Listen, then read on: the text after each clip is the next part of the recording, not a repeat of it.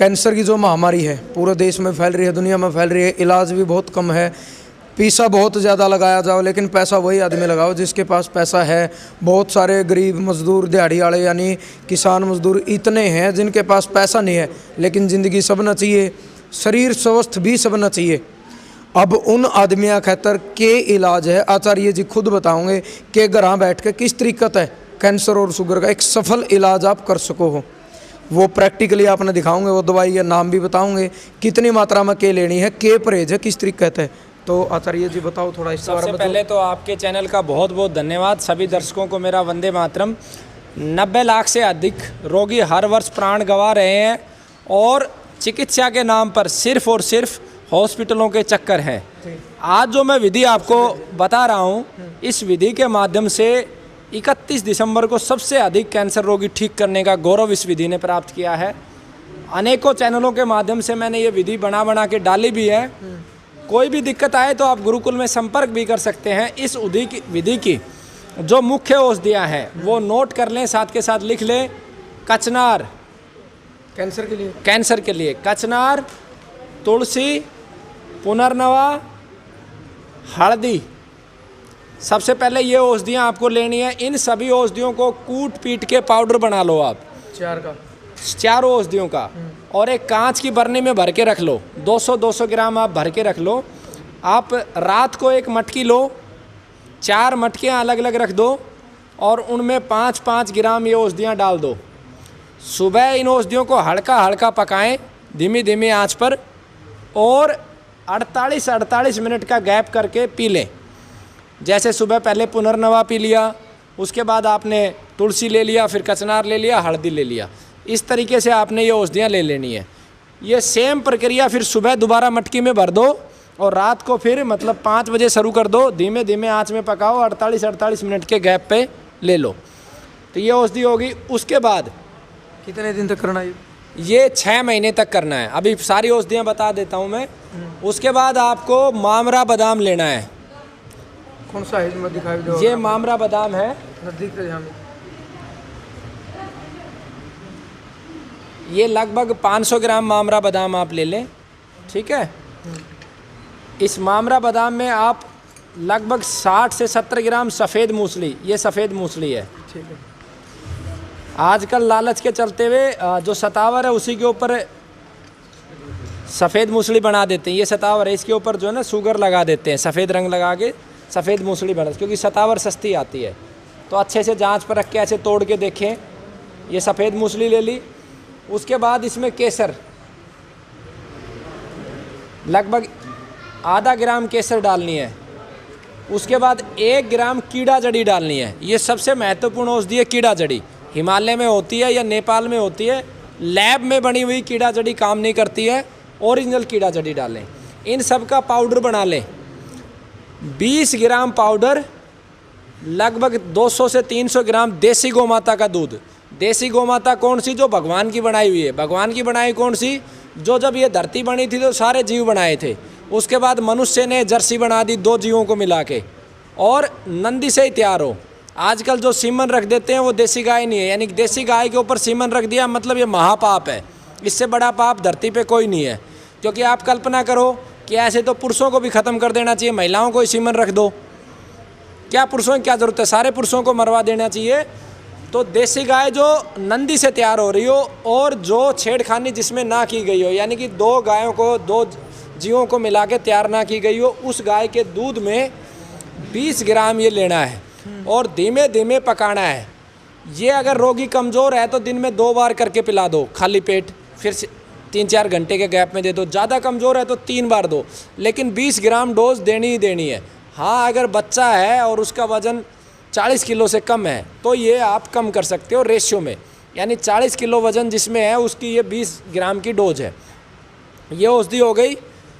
ये खाली एक बार 20 ग्राम है। अगर एक बार में रोगी नहीं पचा पाता है तो इसके टुकड़े कर दो, लेकिन 20 ग्राम देनी ही देनी है। इसके अतिरिक्त देसी गौमाता का गौमूत्र लेना है। गर्मी के सीज़न में आपको लेना है 20 ml से 30 ml, सर्दी में 50 से 70 ml तक आप ले सकते हैं।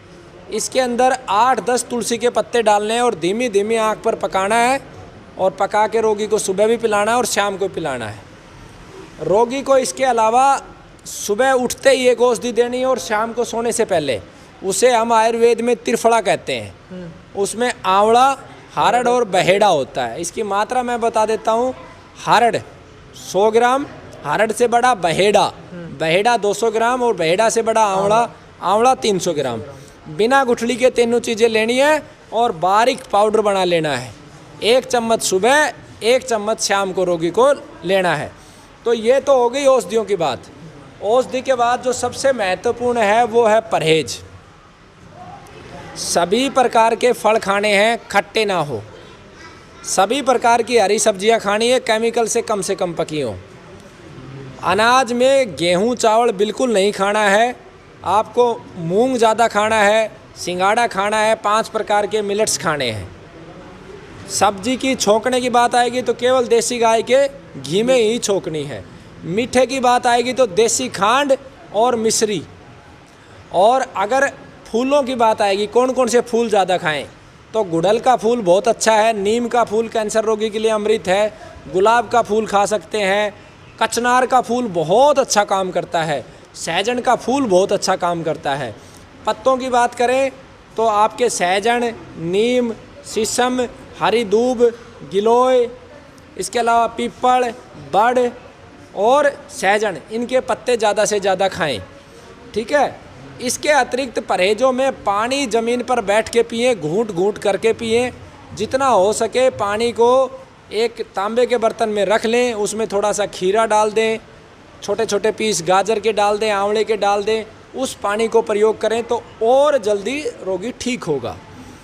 इसके अलावा कोई और प्रश्न है तो आप पूछिए। ये प्रश्न यही है जी, देखो जिस तरीके का आपने देसी सारा ट्रीटमेंट बता भी दिया, मतलब ये जिस तरीके से आपने बताया कि भाई अड़के अड़की धीमी आंच पे, तो वो पानी में पकाने हैं किस तरीके से? वो देखिए, जो पहली औषधियाँ जो पानी में भिगोई है वो पानी में पकानी है, और जो दूध वाली औषधि है जैसे ये बादाम वाली, ये दूध में पकानी है। तो 6 महीने तक कंटिन्यू? ये 182 दिन का पूरा साइकिल होता है। 182 दिन तक इनको प्रयोग करो, आपको बहुत अच्छा रिजल्ट मिलेगा। कोई भी दिक्कत आए किसी भी प्रकार की तो गुरुकुल के 3 नंबर है, मैं आपको दे दूंगा। वो सुबह 8 बजे से लेके शाम को 8-9 बजे तक कभी भी फ़ोन करके पूछ सकते हैं। तो एक बार बताइए दो नंबर। 99 106 54 395, 90 530 15 505, 93 569 450। 69 में 6 का नोका है, बहुत सारे लोगों को कन्फ्यूजन होता है, आप लिख भी देना। बिल्कुल बिल्कुल। तो डिस्प्ले में 3 नंबर मेंशन कर देंगे। आचार्य जी ने बताया है कैंसर का, यानी जो लोग घर बैठ के भाई उसका कोई नहीं सोचा दूर ज़्यादा है, मेरे पास इतना किराया नहीं है, क्योंकि जब इसी सी बीमारियाँ हुआ तो भाई बड़े बड़े घराना खाली कर दे हैं, यानी इतने लाखों रुपये खर्च भी हो जाए हैं, और बहुत सारे ने सोचा मैं दूर हूँ जा नहीं सकता।